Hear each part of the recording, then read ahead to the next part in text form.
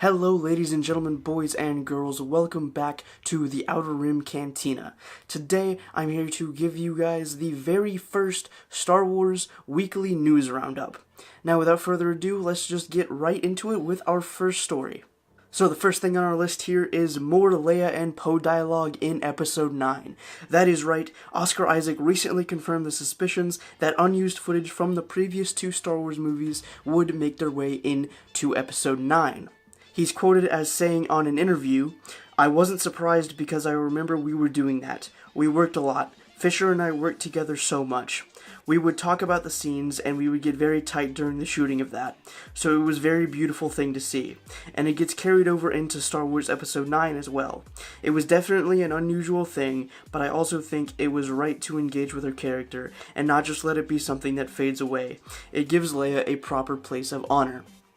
Now, Isaac most likely knows which unused scenes will be featured in Episode 9, but if he were to just come out and say something like that, or drop any hints related to that, JJ would probably have his head. Or hand. Now, there will likely be some rearranging and tampering with the footage to change the context, mood, and maybe even the dialogue from the original unused scenes, but we'll just have to wait and see what JJ does with the footage in December. Or perhaps even earlier, if one or two of those scenes appear in the trailer we may or may not be getting at Celebration. Now, for our next story, we have a new Star Wars experience that will be unveiled by ILM X Lab at Star Wars Celebration. The new VR experience, titled Vader Immortal, will be unveiled on a panel on April 12th, with an in-depth discussion of the game, as well as a demo on the new Oculus Quest VR headset. Episode 1 was written by David S. Goyer, who wrote and executively produced the Dark Knight films, so we can expect some really good writing for this VR experience. Now, the game is described as, quote, "a Star Wars VR series that transports fans to the Dark Lord's home turf of Mustafar, and, with lightsaber in hand, puts them at the center of an original Star Wars story. The canonical, immersive adventure takes place between Star Wars Episode 3, Revenge of the Sith, and Star Wars Episode 4, A New Hope, and is set up by the events of Star Wars Secrets of the Empire, ILM X Lab's award-winning location-based virtual reality experience." So, if you haven't played the first VR Star Wars experience, you might want to go do that before Vader Immortal is released if you want the setup for this new story. Vader Immortal Episode 1 will debut later this year as a launch title for the new Oculus Quest headset, so if you're thinking about picking up that headset, you can go ahead and get yourself a really good Star Wars game to go along with it. Now, for our third story, are we finally going to see the Old Republic era on the big screen? Kind of, I guess. This news comes from a source that has worked on every single Star Wars film since the Disney acquisition. At this time, everything is still considered a rumor, as there isn't any verifiable facts other than what the leak source is saying. So take this with a grain of salt, a pinch of cinnamon, or just be super skeptical on what I'm about to say. According to the source, filming for the next Star Wars movie is to begin this fall, and it's not the Rian Johnson trilogy. Instead, it's the trilogy from Benioff and Weiss, the guys who did Game of Thrones. The timeline supposedly takes place hundreds of years before the Skywalkers and the prequels, with the theme being Star Wars meets Lord of the Rings.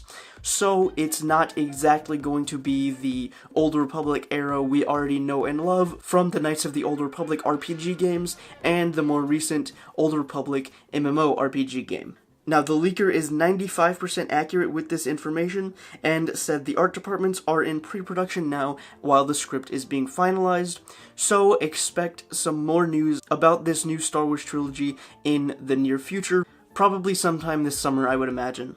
And have your fanfare at the ready, because Disney has officially bought 21st Century Fox. Now, there's a few questions that go along with this that I aim to answer with this piece, such as, does this mean fans will finally get a release of the original, unaltered theatrical releases of the Star Wars trilogy? And no, it doesn't. There are various reasons for that. Number one being that George Lucas himself wants the changes that he made after the fact to be just that, to be the originals. He kind of, I guess, just wants to forget about the original and is perfectly content in letting his changes that he added later be the official Star Wars. Now, what it does mean is that the 6 previous movies are very likely to end up on Disney+. Maybe not on release, but Disney has said that they want a good amount of Star Wars content on the streaming service, so having all the films definitely fits that description. And the Fox acquisition also means that we may see the original fanfare return to the beginning of the films, if they arrive on Disney+, that is, instead of the John Williams custom 21st Century Fox theme he made for Empire, which has been running on all of the saga releases since then. And for our final story, let's get a little bit of gaming news in here. Star Wars Battlefront 2 is getting a brand new game mode. So EA Star Wars just unveiled the brand new mode coming to Battlefront 2 called Capital Supremacy. The mode features a Clone Wars era experience taking place on the ground in a new location dubbed Pipeline Junction West on Geonosis, and inside the capital ships of both the Republic and Separatist armies. Along with the new mode comes 2 new reinforcement units, the ARC Trooper and BX Commando Droid. The game starts on an open-ended, non-linear battlefront where each side will fight to capture 5 different command posts scattered across the map. The mode will feature 32v32 combat with 20 player-controlled troopers and 12 AI troopers aiding each side in combat. Once a side has obtained enough tickets through capturing the command posts, shuttles will arrive on the map that the players will have to reach in a certain amount of time to head to the next phase, Invasion. During the Invasion phase, the winning side of the ground phase will board the enemy capital ship and fight to take it down from the inside. On the Separatist Dreadnought, you'll fight through the droid deployment chamber and attack the ship's weak points, the cooling vent chambers. On the Republic side, the Venator-class capital ship will feature the cargo bay and reactor core chambers seen in the Clone Wars animated show. This new mode arrives to Battlefront 2 on March 26th. And with that, I'm done here. That is all I had for this week's news roundup. If you guys enjoyed this, you already know what to do. Slap a like on this video. If you're not subscribed, click that big red button and turn on post notifications so you never miss one of my uploads. And if you want some more of the Outer Rim Cantina and you want to interact with me directly, then you can follow me on Twitter at OuterRimCan. The link will be down in the description for you to check that out. And with that, I will see you guys next week, hopefully with some Capital Supremacy gameplay from Battlefront 2 and some other videos. But until then, may the Force be with you.